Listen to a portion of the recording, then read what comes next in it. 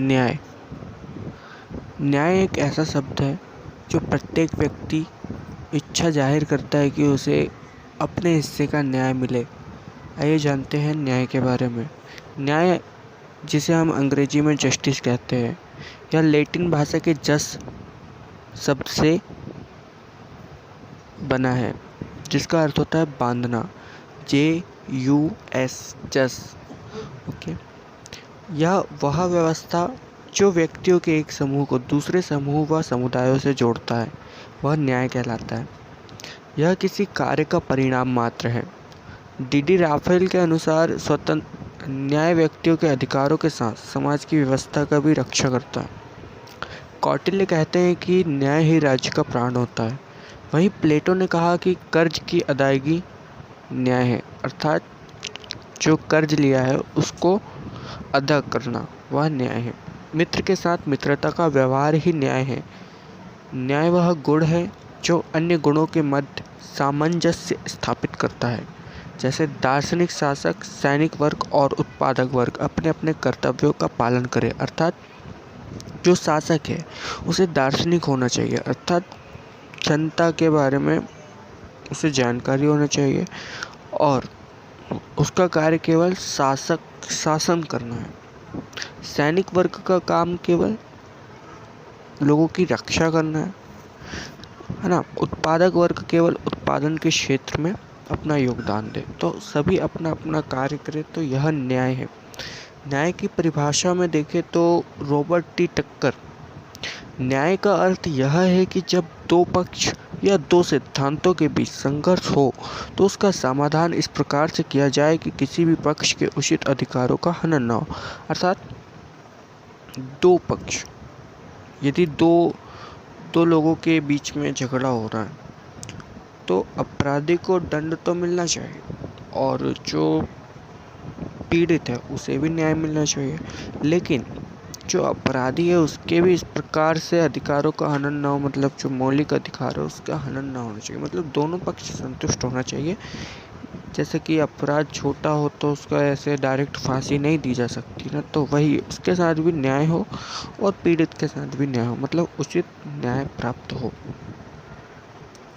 Salmond के अनुसार देखते हैं, न्याय का अर्थ है प्रत्येक व्यक्ति को उसका अधिकार प्रदान करना। बेन और पीटर्स के अनुसार न्यायपूर्वक कार्य करने का अर्थ यह है कि जब तक भेदभाव किए जाने का कोई उचित कारण न हो तब तक व्यक्तियों के साथ एक सा व्यवहार किया जाना चाहिए। यानी कि यदि कोई व्यक्ति हमारे समाज में है और यदि वह हमारे जैसा है तो उसे उसके जैसे व्यवहार किया जाना चाहिए। यदि वह कुछ गलत करता है तो उसके साथ अलग व्यवहार किया जाना चाहिए। तो उसके साथ तब तक अलग व्यवहार ना किया जाए जैसे कि एक अपंग इंसान है, मतलब दिव्यांग इंसान है जो किसी नेत्रहीन है, तो उसको ऐसा महसूस नहीं होना देना चाहिए कि वह नेत्रहीन है। यदि वह कुछ ज़्यादा ही पीड़ित है तो उसके साथ थोड़ी सांत्वना दी जानी चाहिए, उसके साथ संवेदनशीलता रखनी चाहिए, है ना। तो यह न्याय है। और मेरियम के अनुसार देखते हैं, न्याय मान्यताओं और प्रक्रियाओं की वह प्रणाली है जिसके द्वारा प्रत्येक को वे अधिकार या सुविधाएं दी जाती है जो समाज द्वारा उचित रूप से मान्य हो। जॉन स्टुअर्ट मिल कहते हैं कि न्याय उन नैतिक नियमों का नाम है जो मानव कल्याण की अवधारणाओं से संबंधित है, इसलिए जीवन के पथ प्रदर्शन के लिए किसी भी अन्य नियम से अधिक महत्वपूर्ण है। अब हम देखते हैं न्याय के प्रकार। न्याय के प्रकार है सामाजिक न्याय, आर्थिक न्याय, नैतिक न्याय, प्राकृतिक न्याय और राजनीतिक न्याय। सामाजिक न्याय में देखते हैं समाज से जुड़ा हुआ, शब्द के अनुसार ही हम देख सकते हैं। सामाजिक आधार पर नागरिकों में भेदभाव की अनुपस्थिति में अत्युन्नति के अवसर प्राप्त होना सामाजिक न्याय कहलाता है। जैसे धर्म, जाति, वेशभूषा इत्यादि के आधार पर भेदभाव नहीं किए जाना चाहिए, यह न्याय है। PV गजेंद्र गढ़कर कहते हैं, सामाजिक न्याय का अर्थ असमानता को समाप्त करके सामाजिक क्षेत्र में प्रत्येक व्यक्ति को उसके व्यक्तित्व विकास हेतु समान अवसर प्रदान करने से है। प्रोफेसर लॉस्की कहते हैं कि न्याय स्वतंत्रता का आधार है और सामाजिक न्याय का अर्थ समान सामाजिक न्याय से है, मतलब एक समान सामाजिक न्याय होना चाहिए। बारकर क्या कहते हैं कि प्रत्येक व्यक्ति को उसके व्यक्तित्व के विकास के लिए पूर्ण सुविधाएं उपलब्ध करना और सामाजिक आवश्यकताओं की पूर्ति करना ही न्याय है। अर्थात जैसे कि एक मूलभूत आवश्यकता, एक व्यक्ति की मूलभूत आवश्यकताएं क्या होती है? रोटी, कपड़ा और मकान। लेकिन यदि समाज में दिव्यांग या फिर अनाथ या फिर जो पीड़ित अभिभावक होते, परिजन होते, जो कई बार लोगों द्वारा घर से निकाल दिए जाते हैं या फिर, तो उनके लिए कौन व्यवस्था करता है? राज्य करता है, क्योंकि यह राज्य की जिम्मेदारी होती है। ठीक है, तो ये सामाजिक न्याय के अंतर्गत आता है, क्योंकि व्यक्तिगत न्याय इसमें शामिल है। सामाजिक न्याय अर्थात वह समाज से जुड़ा है, क्योंकि समाज के व्यक्तियों की जो सुविधाओं की जिम्मेदारी वह राज्य की है। आगे देखते हैं आर्थिक न्याय। आर्थिक न्याय का अर्थ है प्रत्येक व्यक्ति को अपने आर्थिक जीवन का विकास करने के समान अवसर प्राप्त हो, अर्थात वह अपने हिसाब से रोजगार लगा सके, अपने कमा सके, है ना, इस प्रकार से। लेकिन गैर कानूनी कार्य करेगा तो उसके ऊपर राज्य कार्रवाई करेगा। न्यायाधीश सीतलवाड़ कहते हैं कि आर्थिक न्याय का अर्थ नागरिक को धन प्राप्त करने व जीवन में उसका उपयोग करने के समान अवसर प्रदान करने से है। नैतिक न्याय देखते हैं। यह न्याय की परंपरागत धारणा है, मतलब जो पहले से चली आ रही प्राचीन समय से। यह अवधारणा प्रत्यक्ष नैतिक मूल्यों पर आधारित होती है, जैसे कि सत्य बोलना, प्रतिज्ञा पालन करना, दया, सहानुभूतिपूर्ण व्यवहार, उदारता, क्षमा इत्यादि नैतिक न्याय के अंतर्गत आते हैं। अब हम देखते हैं प्राकृतिक न्याय। इससे अभिप्राय उस न्याय से है जो प्राकृतिक नियमों तथा औचित्य पर आधारित होता है। जैसे प्राकृतिक न्याय की न्यायालय से में मान्यता है और जो कार्य प्राकृतिक न्याय के सिद्धांत के विरुद्ध हो उसे अवैध घोषित किया जा सकता है। ठीक है, कई बार ये काम आता है, मतलब न्यायालय में जो कई बार स्थिति ऐसी हो जाती है कि लोगों की भावनाओं से जोड़ना पड़ता है ना। राजनीतिक न्याय। राजतंत्रीय प्रणाली में एक व्यक्ति, कुलीन तंत्र में कुछ व्यक्ति तथा लोकतंत्रीय शासन में अधिकांश व्यक्ति भाग लेते हैं। जैसे कि राजतंत्र प्रणाली में एक व्यक्ति, राजा का पुत्र या फिर वंशानुगत चलेगा, तो वह एक जन चलाएगा, एक इंसान चलाएगा। कुलीन तंत्र क्या होता है? कुल, एक पूरा कुल मिलकर, कुछ लोग मिलकर शासन चलाते हैं।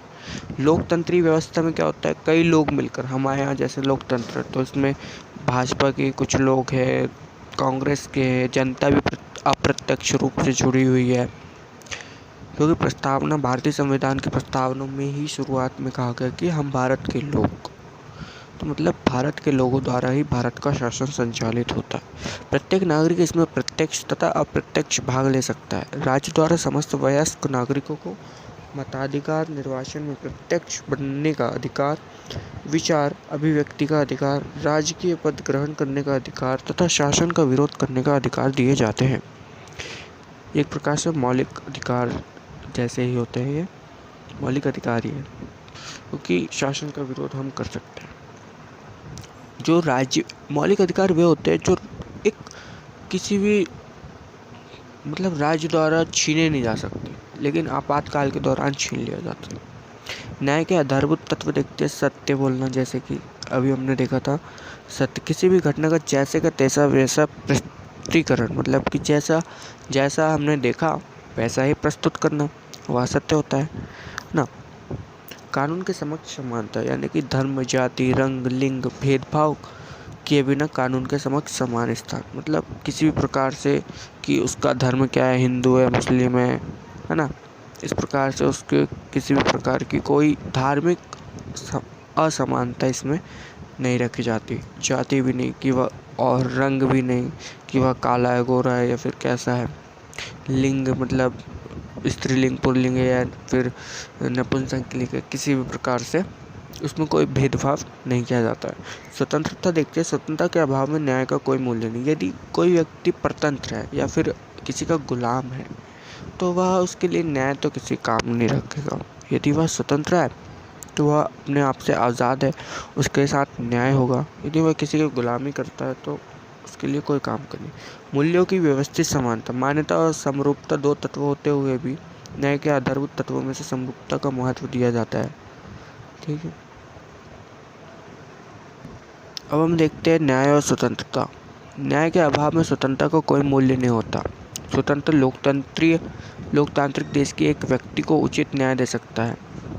स्वतंत्रता की प्राप्ति व्यक्तित्व के विकास में सहायक होती है, यही न्याय है। धर्म, जाति, रंग, लिंग का भेद किए बिना व्यक्ति को स्वतंत्रता से विकास करना दिया जाना चाहिए। न्याय और समानता देखते हैं, वह समाज न्यायपूर्ण है जहाँ नागरिकों को समानता प्राप्त है। अरस्तु ने न्याय को ही समानता कहा है। लॉस्की के अनुसार लोगों की योग्यता के अनुसार उचित अवसर की प्रदेयता, यानी कि उन्हें उचित अवसर देना ही न्याय है। न्याय और नैतिकता से परस्पर संबंध है। एक अंतिम न्याय सर्वव्यापी न्याय है जिसका आधार सर्वव्यापी नैतिक मूल्य है। कभी कभी न्याय तथा नैतिकता को अलग कर दिया जाता है, यानी कि हटा दिया जाता है, एक दूसरे से भिन्न बता दिया जाता है। वैधानिक रूप से न्याय के लिए कानूनी रूप से प्रयोग होता है, किंतु कानून हमेशा नैतिकता पर आधारित होता है। न्याय और कानून देखते हैं। न्याय को अपना कार्य करने के लिए कानून का सहारा लेना पड़ता है, क्योंकि कानून के द्वारा ही इंसान को न्याय दिया जाता है ना। राज्य के कानून ही न्याय का आधार होते हैं। कानूनी व्यक्ति तथा समुदाय की स्वतंत्रता की रक्षा करते हैं। सामाजिक न्याय, यह एक आधुनिक और महत्वपूर्ण अवधारणा है। इसमें सामाजिक क्षेत्र में प्रत्येक व्यक्ति को समान न्यायोचित अवसर प्रदान किए जाते हैं। सामाजिक न्याय में धर्म, लिंग, जाति, रंग, वेशभूषा के आधार पर भेद नहीं होता। यदि समाज में न्याय का दीपक बुझ जाए तो वह समाज भयानक अंधकार में डूब जाएगा। यदि न्याय ही नहीं होगा समाज में तो वह समाज तो अंधकार ही रहेगा। भारत में सामाजिक न्याय, लोक कल्याणकारी राज्य की आधारशिला सामाजिक न्याय के सिद्धांत पर आधारित है। भारत ने अपने आप को लोक कल्याणकारी राज्य घोषित किया हुआ है, ये क्योंकि इसमें सामाजिक न्याय को बढ़ावा दिया जाता है। प्रत्येक राज्य चाहता है कि राज्य शासन नागरिकों के आर्थिक, सामाजिक और राजनीतिक कल्याण में योगदान करे, शोषण का अंत करे, विचार अभिव्यक्ति की स्वतंत्रता प्रदान करे। भारत में भी न्याय हेतु विभिन्न प्रकार की स्वतंत्रता, समानता, अधिकार तथा दंडों का प्रावधान संविधान के तहत निर्धारित किया गया है। सामाजिक न्याय समाज के लिए महत्वपूर्ण है। अवसर की समानता, व्यक्तित्व का विकास, लोकहित आदि समाज से संबंधित है। तो ये था न्याय। Thank you. जय हिंद।